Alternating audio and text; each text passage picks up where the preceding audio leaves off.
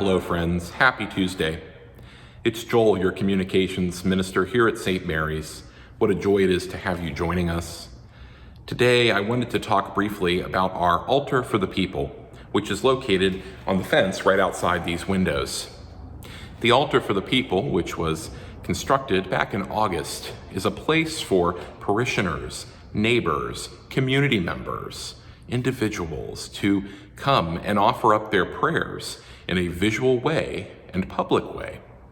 Offer up prayers of joy, prayers of gratitude, prayers of hope, but also prayers of anger and frustration, prayers of lament and grief, and prayers of death. Today, it was reported that over 5 million people have died of COVID-19.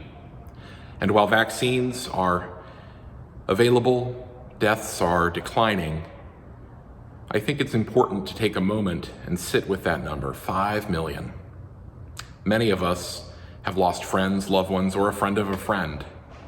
It has impacted everyone, everything around us.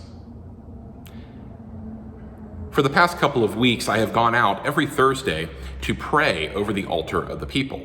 One thing that I think can become easy to forget in the hustle and bustle of life is that prayer is one way to connect with God, another tool to reach out when we're struggling and when we're happy and joyous. On the Thursdays that I go out to the altar, I touch each ribbon and pray for the names or intentions written upon them. Some of them are blank, and I pray for the person who submitted that prayer. In doing so, it takes time for me to realize how connected we are in our struggles and joys, and how our faith in Christ binds us together. One of my favorite things that I see on the altar for the people are ribbons that are tied together, and we have a few out there. One of them is the lament, grief, and hope. I know that during COVID, for myself, there have been many moments of lament and grief. Grief for people I know who have died, grief and lament for the family members I didn't get to spend time with, for the things we didn't get to experience, for being away from church.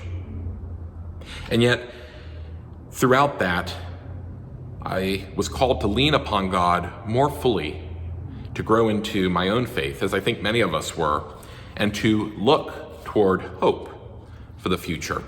And I love the vulnerability and honesty of having these two together on the altar for the people. And there's many more combinations. We have combinations of anger, the red ribbon, anger and grief, but joy. We have combinations of anger, lament, but gratitude. My dear friends, as we prepare to celebrate All Saints this weekend here at St. Mary's, I ask that you take some time to look at your own prayer life. Maybe consider coming over to the altar for the people and putting out a ribbon.